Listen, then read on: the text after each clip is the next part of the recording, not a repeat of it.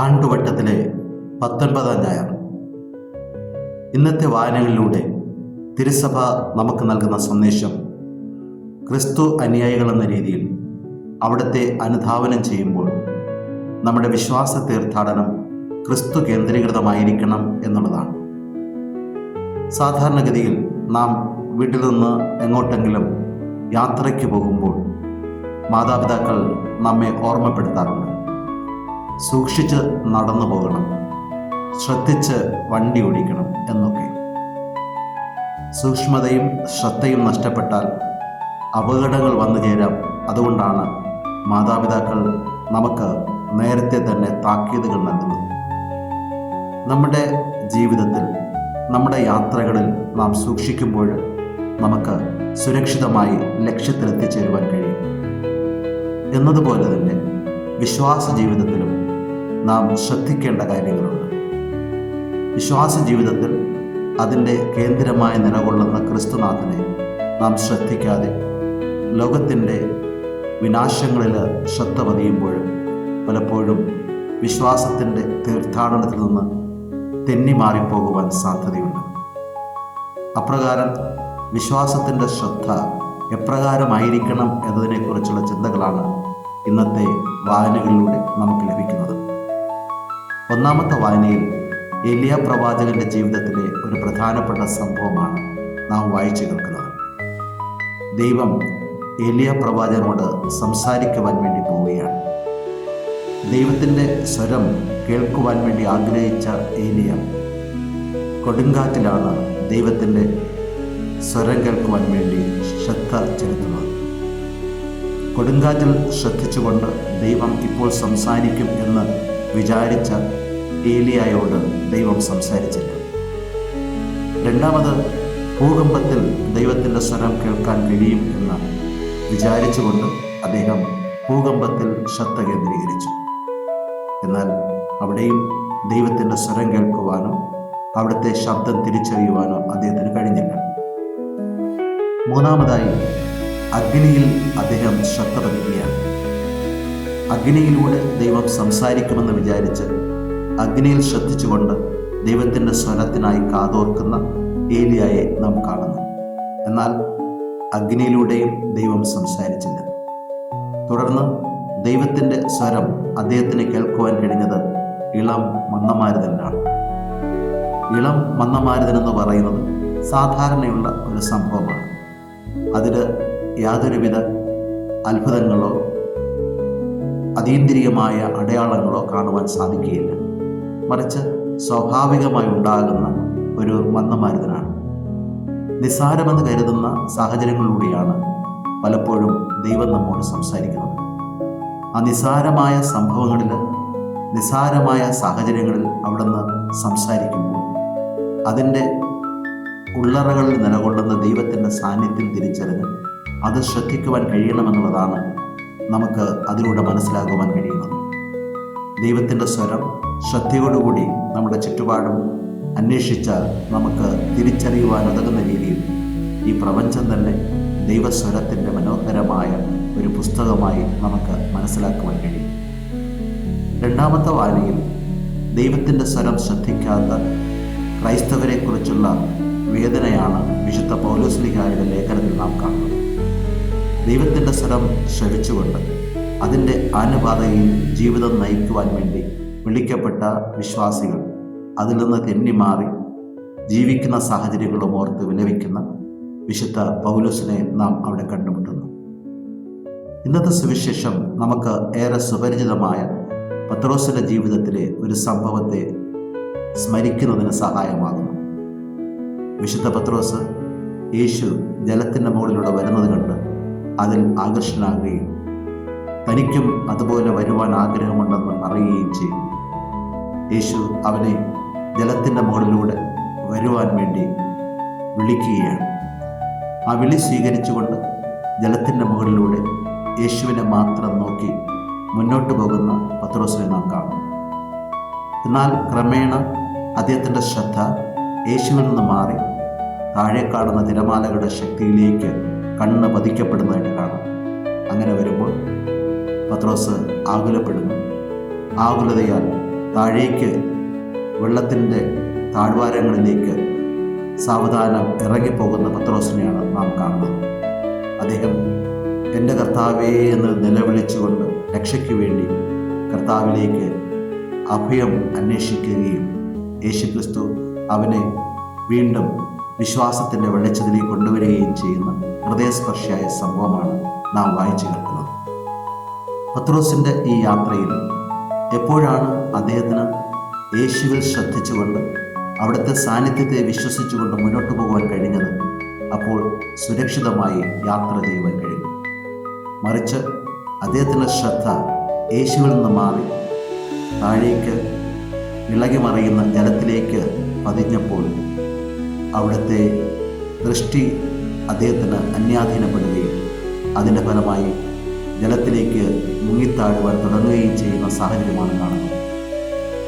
പത്രോസ് അത് തിരിച്ചറിഞ്ഞുകൊണ്ട് വീണ്ടും യേശുവിലേക്ക് നോക്കി അവിടുത്തെ ശ്രദ്ധിച്ചുകൊണ്ട് അവിടെ നിന്നിലേക്ക് തിരികെ വരുന്ന സംഭവമാണ് സുവിശേഷത്തിൻ്റെ കേന്ദ്ര ബിന്ദുവായി നിലകൊള്ളുന്നത്. നമ്മുടെ ജീവിതവും ക്രിസ്തുവിനെ കേന്ദ്രീകരിച്ചുള്ള വിശ്വാസത്താലുള്ള ഒരു യാത്രയാണ്. അതുകൊണ്ടാണ് പൗലോസ്ലീഹ പറയുന്നത്, നാം നടക്കുന്നത് വിശ്വാസത്താലാണ്, കാഴ്ചയാലല്ല. നമ്മുടെ ജീവിതം വിശ്വാസത്തിലുള്ള ഒരു തീർത്ഥാടനമാണ്. വിശ്വാസത്തിൽ തീർത്ഥാടനം ചെയ്യുമ്പോൾ നമ്മുടെ ശ്രദ്ധ യേശുവിലാണ്. യേശു നമ്മുടെ മുമ്പിലുള്ളപ്പോൾ ആ ലക്ഷ്യത്തിലേക്ക് യാതൊരു ഭയവുമില്ലാതെ മുന്നോട്ട് പോകുവാൻ നമുക്ക് കഴിയും. യേശു എന്നുള്ള ആ കേന്ദ്ര ബിന്ദു ജീവിതത്തിൽ നഷ്ടമാകുമ്പോഴാണ് പലപ്പോഴും ഭയാശങ്കകളാലും അസ്വസ്ഥതകളാലും നാം വേദന അനുഭവിക്കുന്ന ആളുകളായിട്ട് മാറുന്നത്. യേശു നമ്മെ മാടി വിളിക്കുന്നത് തൻ്റെ സാന്നിധ്യം തിരിച്ചറിഞ്ഞുകൊണ്ട് മുന്നോട്ട് വിശ്വാസ യാത്ര തുടർന്നു കൊണ്ടുപോകുവാൻ വേണ്ടിയാണ്. വിശ്വാസ തീർത്ഥാടനം നാം തുടർന്നു കൊണ്ടുപോകുമ്പോഴുണ്ടാകുന്ന രോഗങ്ങൾ, പരാജയങ്ങൾ, നിരാശയുടെ ഭാവങ്ങൾ, വേദനിക്കുന്ന സംഭവങ്ങൾ ഒക്കെ തളർത്താതെ യേശുവിൽ മാത്രം ശ്രദ്ധ കേന്ദ്രീകരിച്ച് മുന്നോട്ട് പോകണമെന്നുള്ളതാണ് അവിടുത്തെ സന്ദേശം. അബ്രഹാം ദൈവത്തിൻ്റെ സ്വരം കേട്ട് ദൈവം കാണിച്ചു തരുന്ന ആ ദേശത്തേക്ക് ഇറങ്ങി പുറപ്പെട്ടു.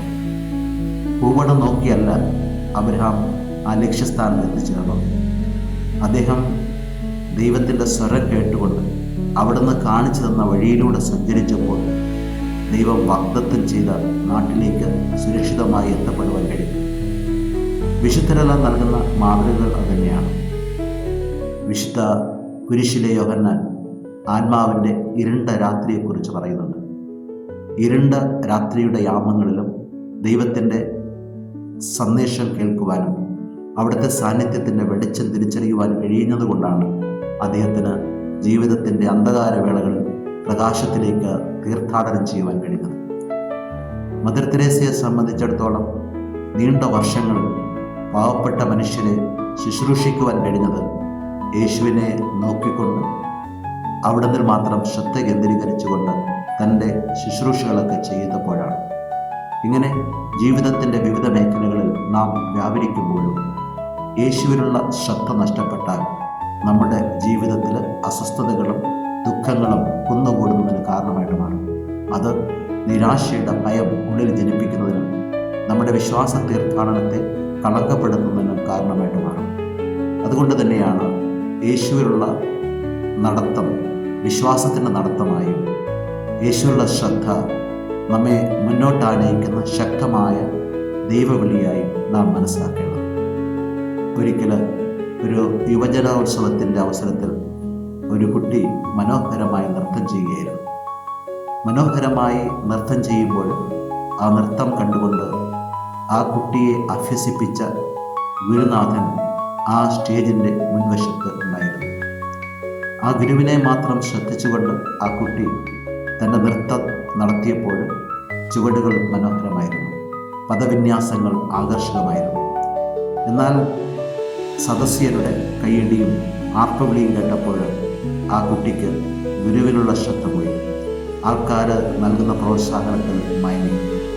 അങ്ങനെ ആൾക്കാരുടെ പ്രോത്സാഹനത്തിൽ മയങ്ങി ആ കുട്ടി നൃത്തം അവസാനിപ്പിച്ചു. കട്ട വീണപ്പോഴേക്കും ഗുരു പൊക്കിയെടുത്തു. ഗുരുവിൻ്റെ പുറകെ ചെന്ന് താണു വീണുകൊണ്ട് അവൾ പറഞ്ഞു, മാപ്പാക്കണം, എൻ്റെ ശ്രദ്ധ മാറിപ്പോയി. ശ്രദ്ധ മാറിയപ്പോൾ ചുവടുകൾ പിഴച്ചു. ഗുരുവിൻ്റെ മുഖത്തേക്ക് നോക്കിയുള്ള ശ്രദ്ധ ആ പെൺകുട്ടിക്ക് മനോഹരമായ നൃത്തമായി മാറ്റുന്നതിന് കഴിയും. ശ്രദ്ധ നഷ്ടപ്പെട്ടപ്പോൾ അവളുടെ നൃത്തത്തിൻ്റെ ചുവടുകൾ പാടിപ്പോയി.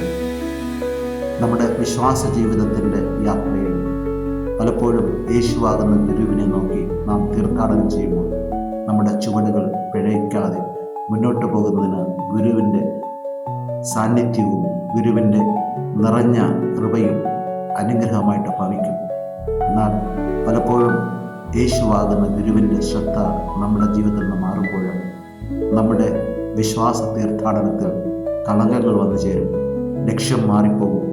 യഥാർത്ഥ ലക്ഷ്യത്തിൽ സഞ്ചരിക്കുന്നവന് അല്ലാതെ മാറിപ്പോകും. അങ്ങനെ വരാതിരിക്കുവാൻ പലപ്പോഴും നമുക്ക് കഴിയണമെങ്കിൽ യേശുവിൻ്റെ സാന്നിധ്യത്തെ മാത്രം മുറുകെ പിടിച്ചുകൊണ്ട് അവിടെ നിന്ന് മാത്രം ദൃഷ്ടി പതിച്ചുകൊണ്ട് ശ്രദ്ധയോടുകൂടി മുന്നോട്ട് പോകുന്ന ശീലങ്ങൾ നാം രൂപീകരിച്ചെടുക്കേണ്ടതുണ്ട്. ആ ശീലങ്ങളുടെ മാത്രമേ ക്രൈസ്തവ ജീവിതം വിജയപ്രദവും അനുഗ്രഹപ്രദമായി മാറുകയുള്ളൂ എന്ന് നാം മനസ്സിലാക്കേണ്ടിയിരിക്കുന്നു. ആകയാൽ ഏലിയ പ്രവാചകൻ ദൈവത്തിൻ്റെ സ്വരം എപ്രകാരമാണ് നിസാരമായ സംഭവങ്ങളിലൂടെ തിരിച്ചറിഞ്ഞത്. വിശുദ്ധ പത്രോസ് യേശുവിനെ മാത്രം നോക്കിക്കൊണ്ട് മുന്നോട്ട് പോയപ്പോൾ എപ്രകാരമാണ് ജലത്തിലെ ഓളങ്ങൾക്കതീതമായി യേശുവിലേക്ക് നടന്നു നീങ്ങുവാൻ കഴിയുന്നത്. അത് പാഠമാക്കിക്കൊണ്ട് നമുക്കും വിശ്വാസ തീർത്ഥാടനം നടത്താം. നമ്മുടെ മുമ്പിൽ നമ്മുടെ ശക്തിയായി നിലകൊള്ളുന്നത് യേശുവാകുന്ന ദൈവപുത്രനാണ്. അവിടുന്ന് നമുക്ക് തരുന്ന വിശ്വാസ ചൈതന്യത്തിൻ്റെ അടയാളമായ വചനത്തിൻ്റെ സാന്നിധ്യവും വിശുദ്ധ കുർബാനയുടെ സാന്നിധ്യവും നിരന്തരം നമ്മുടെ കൺമുമ്പിലുണ്ടെങ്കിലും അതിൽ ശ്രദ്ധ കേന്ദ്രീകരിച്ചുകൊണ്ടും ആ വിശ്വാസത്തിൻ്റെ തീർത്ഥാടനത്തിലും വിശ്വാസയാത്ര തുടരുവാൻ കഴിയും എന്നുള്ളതാണ് സഭ നമുക്ക് നൽകുന്ന ഉറപ്പ്. ഈ ഉറപ്പ് നമ്മുടെ വിശ്വാസത്തിൻ്റെ യാത്രയിലെ ശക്തമായ പാഥേയമാക്കി മാറ്റിക്കൊണ്ട് വിശ്വാസ തീർത്ഥാടനം നടത്താൻ ശ്രദ്ധിക്കാം. ശ്രദ്ധ മരിക്കാതെ വിശ്വാസ ജീവിതത്തെ ആഴപ്പെടുത്തുവാൻ നമുക്ക് പരിശ്രമിക്കാം.